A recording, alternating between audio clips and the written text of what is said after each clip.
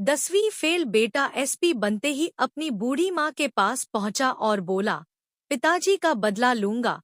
गांव के एक छोटे से घर में रहने वाली बूढ़ी माँ की आंखों में आंसू थे। उनके बेटे रवि ने 10वीं में फेल होने के बाद से कभी किसी से उम्मीद नहीं लगाई थी। पर रवि के दिल में कुछ कर दिखाने की आग थी। उसने ठान लिया था कि एक दिन वह अपने पिता की मौत का बदला जरूर लेगा। पिता की मौत का रहस्य। रवि के पिता रमेश गांव के एक ईमानदार किसान थे। वे जमीन के झगड़े में एक दबंग जमींदार के हाथों मारे गए थे। वह जमींदार न केवल अमीर था, बल्कि उसके राजनीतिक संबंध भी बहुत गहरे थे। पुलिस ने रमेश की हत्या को आत्महत्या घोषित कर दिया और केस बंद कर दिया गया। रवि उस वक्त सिर्फ 15 साल का था। उसने अपनी मां के आंसू देखे और ठान लिया कि वह एक दिन अपने पिता के हत्यारे को सजा दिलवाएगा। लेकिन उसकी राह आसान नहीं थी।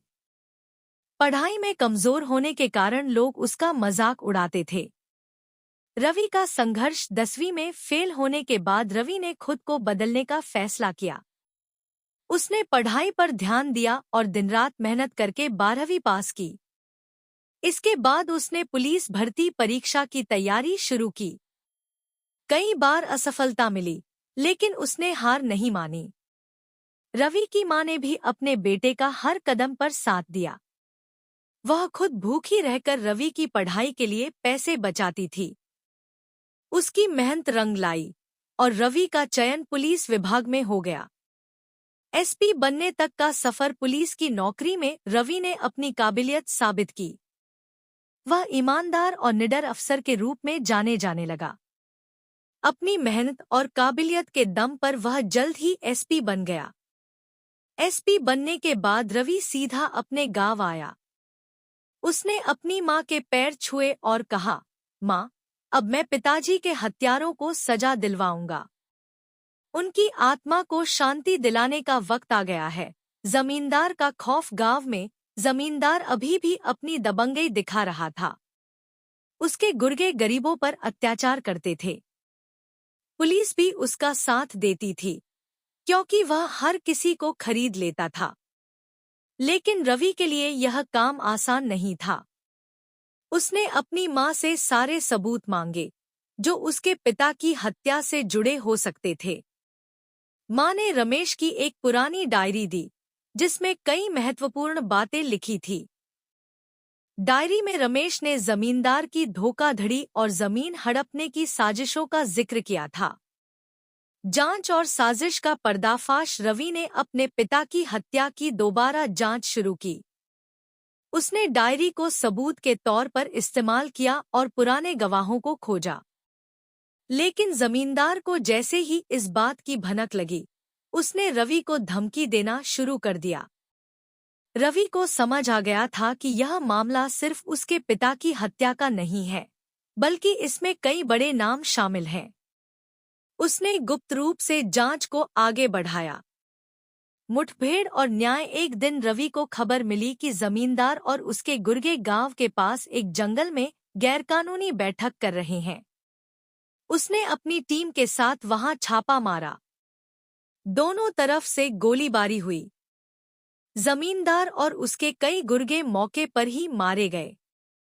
रवि ने न केवल अपने पिता के हत्यारे को सजा दिलाई, बल्कि गांव के लोगों को भी उस जमींदार के आतंक से मुक्त किया। मां का गर्व। रवि जब वापस घर आया, तो उसकी मां ने उसे गले से लगा लिया। उनकी आंखों में गर्व के आंसू थे। उन्होंने कहा, बेटा, आज तूने साबित कर दिया कि मेहनत और ईमानदारी से कोई भी सपना पूरा किया जा सकता है। तेरे पिताजी की आत्मा अब जरूर शांति पाएगी। रवि ने मुस्कुराते हुए कहा, मां, यह सब आपकी दुआओं का नतीजा है। अब कोई और गरीब इस गांव में जमींदारों के अत्याचार का शिकार नहीं बनेगा। नया सवेरा। रवि ने गांव में विकास कार्य शुरू करवाए। स्कूल, अस्पताल और सड़कें बनवाईं। उसने हर उस व्यक्ति को न्याय दिलवाया जिसे जमींदार ने सताया था। गांव में अब डर का माहौल खत्म हो गया था। रवि का यह सफर न केवल उसके लिए बल्कि उन सभी लोगों के लिए प्रेरणा बन गया जो असफलताओं के बाद हार मान लेते हैं। उसने साबित कर दिया कि सही इरादे और मेहनत से कोई भी बाधा पार की जा सकती है। जिंदगी में हार और असफलता सिर्फ एक पड़ाव है, मंजिल नहीं। जो इस पड़ाव को पार कर लेता है वही सच्चा विजेता कहलाता है। 10वीं फेल बेटा एसपी बनते ही अपनी बूढ़ी माँ के पास पहुंचा और बोला, पिताजी का बदला लूंगा। न्याय का सफर जारी। जमींदार के मारे जाने के बाद गांव में नई सुबह की शुरुआत हुई थी, लेकिन रवि के लिए यह अंत नहीं था। रमेश की मौत का असली कारण सिर्फ जमींदार नहीं था। रवि जानता था कि इस साजिश में कई बड़े नाम शामिल थे। जमींदार महज एक मोहरा था। असली खिलाड़ी वो ताकतवर लोग थे जो कानून से ऊपर बैठकर सब कुछ नियंत्रित कर रहे थे। जमींदार की डायरी का खुलासा। जमींदार के मरने के बाद रवि को उसकी हवेली से एक डायरी मिली। उस डायरी में कई बड़े नेताओं, उद्योगपतियों और पुलिस अफसरों के नाम दर्ज थे जिन्होंने गैरकानूनी तरीके से जमीन हथियाने और लोगों को डराने धमकाने का पूरा जाल बिछा रखा था। डायरी पढ़कर रवि के पैरों तले जमीन खिसक गई। उसने महसूस किया कि यह लड़ाई सिर्फ गांव तक सीमित नहीं थी, यह पूरे जिले और राज्य तक फैली हुई थी। नई चुनौती। रवि ने फैसला किया कि वह इन बड़े नामों के खिलाफ कार्रवाई करेगा, लेकिन यह काम इतना आसान नहीं था। उसे डर था कि अगर वह जल्दबाजी करेगा तो साजिशकर्ता सबूत मिटा देंगे। उसने अपनी टीम के भरोसेमंद लोगों को साथ लिया और एक गुप्त योजना बनाई। गांववालों का समर्थन। गांववालों को जब यह पता चला कि रवि अब जमींदार के पीछे के असली गुनहगारों तक पहुंचना चाहता है, तो उन्होंने उसका पूरा समर्थन किया। वे जानते थे कि रवि अकेला लड़ रहा था, लेकिन उसकी हिम्मत ने पूरे गांव को प्रेरित किया। गांववालों ने रवि को जानकारी देना शुरू कर दिया जो उन्होंने सालों से डर के मारे छुपाई हुई थी। राजनेताओं का दबाव। डायरी में जिन राजनेताओं के नाम थे, उन्होंने रवि पर दबाव डालना शुरू कर दिया। किसी ने उसे रिश्वत की पेशकश की तो किसी ने धमकी दी। रवि को बार बार फोन कॉल्स आने लगे जिनमें उसकी मां की हत्या की धमकी दी जाती थी, लेकिन रवि ने ठान लिया था कि वह पीछे नहीं हटेगा। मां का हौसला। एक रात रवि अपनी मां के पास बैठा था। उसने मां से कहा, मां, मुझे डर लगने लगा है कि कहीं ये लोग तुम्हें नुकसान न पहुंचा दें। मां ने उसकी तरफ देखा और कहा, बेटा, जब मैंने तुझे इस दुनिया में लाया था तब भी मैंने संघर्ष किया था। अगर तुझे न्याय के लिए लड़ना है तो पीछे मत हट। मैं तेरे साथ हूं। मुझे किसी चीज का डर नहीं। मां की बातों ने रवि को और मजबूत कर दिया। खुफिया जाल बिछाना। रवि ने फैसला किया कि वह हर कदम बहुत सोच समझकर उठाएगा। उसने अपने सबसे भरोसेमंद साथी इंस्पेक्टर संजय को गुप्त जांच का जिम्मा सौंपा। संजय ने रवि को बताया कि डायरी में लिखे नामों में एक बड़ा उद्योगपति राजेश मेहता का नाम भी है, जो राज्य के सबसे अमीर लोगों में से एक था। राजेश मेहता ने जमींदार के साथ मिलकर कई गांवों की जमीनें कब्जाई थी। उसने उन जमीनों पर फैक्ट्रियां और मॉल बनवाए थे। रवि ने सबसे पहले राजेश मेहता को निशाना बनाने का फैसला किया। फैक्ट्री का रहस्य। रवि ने पता लगाया कि राजेश मेहता की एक फैक्ट्री में अवैध गतिविधियां हो रही थी। वह फैक्ट्री मानव तस्करी और अवैध हथियारों के व्यापार का केंद्र थी। रवि ने फैक्ट्री पर छापा मारने की योजना बनाई। रात के अंधेरे में रवि और उसकी टीम ने फैक्ट्री पर छापा मारा। वहां से कई अवैध हथियार और दस्तावेज बरामद हुए, जो राजेश मेहता के अपराधों को साबित करने के लिए काफी थे। लेकिन फैक्ट्री में एक गुप्त तहखाना भी था। तहखाने का खुलासा। तहखाने में रवि को कुछ फाइलें मिलीं, जिनमें उन नेताओं और अफसरों के हस्ताक्षर थे जिन्होंने इन गतिविधियों को छुपाने में मदद की थी। इनमें से कुछ नाम तो पुलिस विभाग के ऊंचे पदों पर बैठे अफसरों के भी थे। रवि को यह समझते देर नहीं लगी कि वह एक बहुत बड़ी साजिश के बीच में था। राजेश मेहता की गिरफ्तारी। रवि ने सबूतों के आधार पर राजेश मेहता को गिरफ्तार कर लिया। यह खबर पूरे राज्य में आग की तरह फैल गई। मीडिया ने इस मुद्दे को जोर शोर से उठाया, लेकिन राजेश मेहता को तुरंत जमानत मिल गई। रवि को अब यह समझ आ गया था कि कानून की लड़ाई में ताकतवर लोग अक्सर बच निकलते हैं।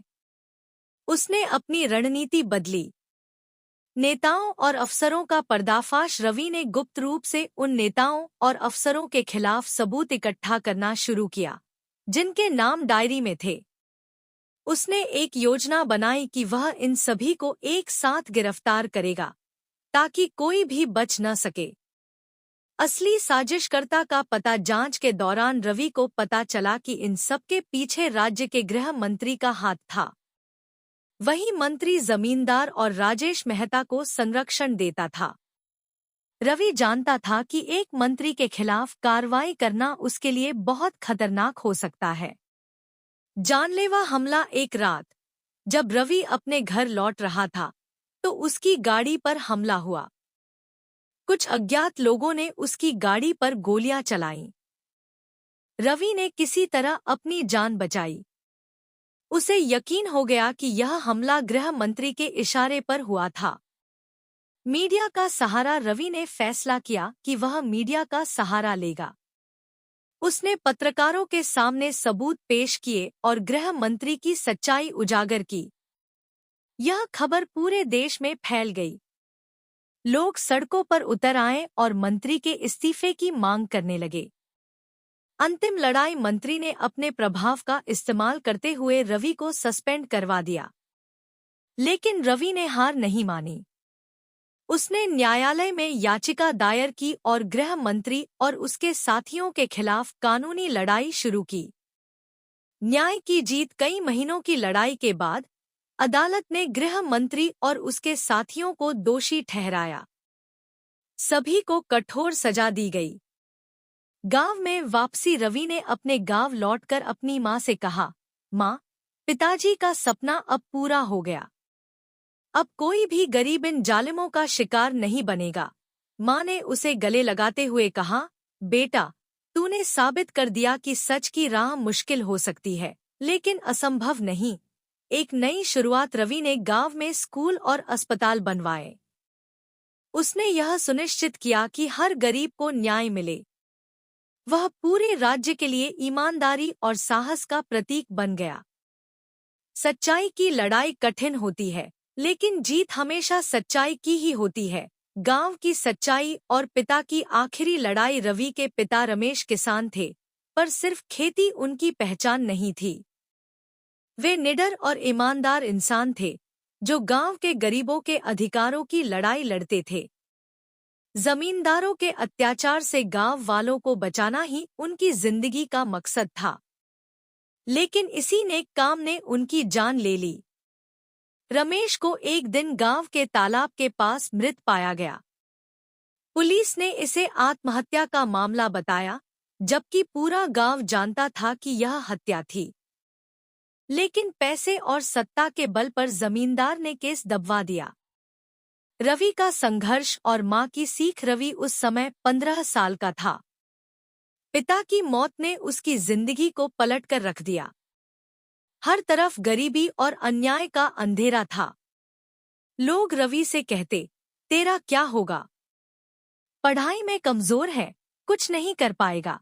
लेकिन रवि की मां ने उसे हार मानने नहीं दी।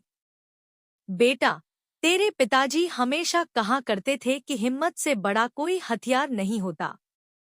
तू मेहनत कर, एक दिन सबको जवाब मिलेगा, मां ने उसे समझाया। 10वीं में फेल होने के बाद रवि ने दुगनी मेहनत की। वह दिन रात पढ़ाई करता और मन में बस एक ही ख्याल रखता, पिता की मौत का बदला लेना और गांव में न्याय लाना। एसपी बनने तक का सफर। रवि ने अपनी मेहनत से न सिर्फ 12वीं पास की बल्कि पुलिस भर्ती परीक्षा में भी कामयाबी हासिल की। वह अपने काम में इतना निपुण साबित हुआ कि जल्दी ही उसे एसपी बना दिया गया। एसपी बनने के बाद उसकी पहली तैनाती उसी जिले में हुई जहां उसके पिता मारे गए थे। गांव लौटते ही रवि ने सबसे पहले अपने मां के पैर छुए और कहा, मां, अब मैं पिताजी का बदला लूंगा। उनकी मौत का न्याय जरूर होगा। जमींदार के खिलाफ पहला कदम रवि ने गांव में कदम रखते ही अपनी जांच शुरू कर दी। उसने पिता की मौत के सभी पुराने दस्तावेज खंगाले। उसे पता चला कि जमींदार और उसके लोगों ने गांव के कई गरीब किसानों की जमीन हड़प ली थी। रमेश इस अन्याय के खिलाफ खड़े हुए थे और इसी वजह से उनकी हत्या हुई थी। रवि ने सबसे पहले गांव वालों से मुलाकात की। गांव के बुजुर्गों और रमेश के दोस्तों ने उसे कई गुप्त जानकारियां दी। उन्हें भी अब यकीन हो गया था कि रवि उनकी आवाज बनेगा। जमींदार की चुनौती। जमींदार को जब यह खबर मिली कि रवि उसकी जांच कर रहा है, तो उसने रवि को धमकाने की कोशिश की। बेटा, अभी नया अफसर बना है, ज्यादा उछल मत, वरना तेरा हाल भी तेरे बाप जैसा होगा, जमींदार ने रवि से कहा। लेकिन रवि निडर था। उसने उसी दिन जमींदार की हवेली पर छापा मारा। वहां से कई गैरकानूनी दस्तावेज मिले जो साबित करते थे कि जमींदार ने गांव वालों की जमीन जबरन हड़पी थी। पुराने गवाह और नए सबूत। जांच के दौरान रवि को कुछ ऐसे पुराने गवाह मिले जो रमेश की हत्या के समय डर के मारे चुप थे। अब रवि की ईमानदारी और साहस को देखकर वे सामने आने को तैयार थे। इन गवाहों ने बताया कि कैसे जमींदार ने रमेश को रात में बुलाकर उनकी हत्या की और फिर लाश को तालाब के पास फेंक दिया। रवि ने इन गवाहों के बयान दर्ज किए और एक मजबूत केस तैयार किया। लेकिन जमींदार अकेला नहीं था। वह ताकतवर नेताओं और पुलिस अधिकारियों से मिला हुआ था। साजिश का खुलासा। रवि को पता चला कि जमींदार ने रमेश की हत्या सिर्फ अपनी ताकत दिखाने के लिए नहीं की थी। इसके पीछे एक बड़ी साजिश थी। रमेश के पास ऐसे सबूत थे जो साबित करते थे कि जमींदार ने नेता और उद्योगपतियों के साथ मिलकर गांव की जमीनों को अवैध तरीके से हथियाया था। रवि ने अपने पिता की पुरानी डायरी को फिर से खंगाला। उसमें कई नाम और घटनाओं का जिक्र था। यह डायरी इस पूरे गिरोह के खिलाफ सबसे बड़ा सबूत बन सकती थी। गुप्त मिशन और मुठभेड़। रवि ने अपनी टीम के साथ जमींदार के गुर्गों को पकड़ने की योजना बनाई। एक रात उसने खबर पाई कि जमींदार और उसके आदमी गांव के पास जंगल में एक गुप्त बैठक कर रहे हैं। रवि ने अपनी टीम के साथ जंगल में छापा मारा। वहां दोनों तरफ से भारी गोलीबारी हुई। रवि की बहादुरी के कारण जमींदार और उसके कई गुर्गे मारे गए। गिरोह के बड़े नाम और राजनेताओं का डर। जमींदार की मौत के बाद रवि ने उसके दस्तावेजों और डायरी को खंगाला। उसमें कई बड़े नेताओं, पुलिस अधिकारियों और उद्योगपतियों के नाम दर्ज थे। अब रवि जान गया था कि यह लड़ाई और भी बड़ी होने वाली थी।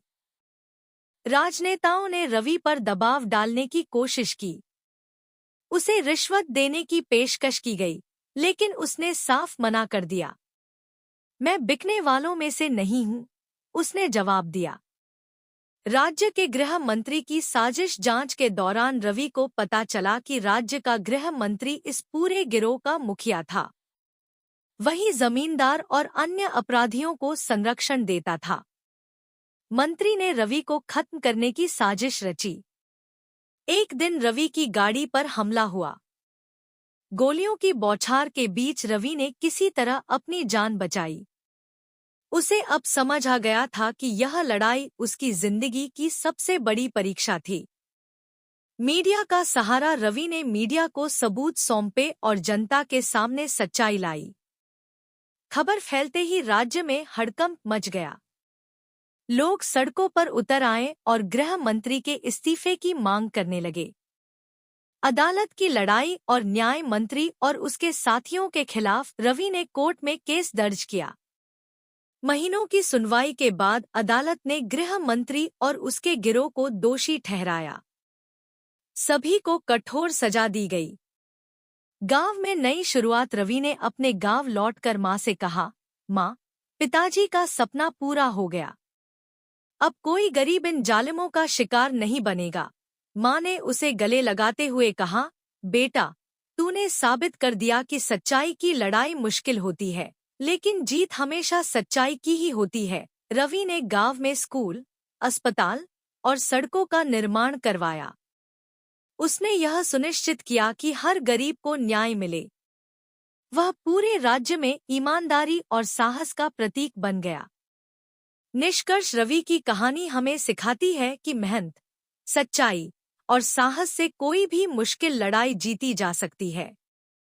समाज में बदलाव लाने के लिए एक व्यक्ति का हिम्मती कदम भी काफी होता है। सच्चाई की राह कठिन हो सकती है, लेकिन जीत उसी की होती है जो डटा रहे।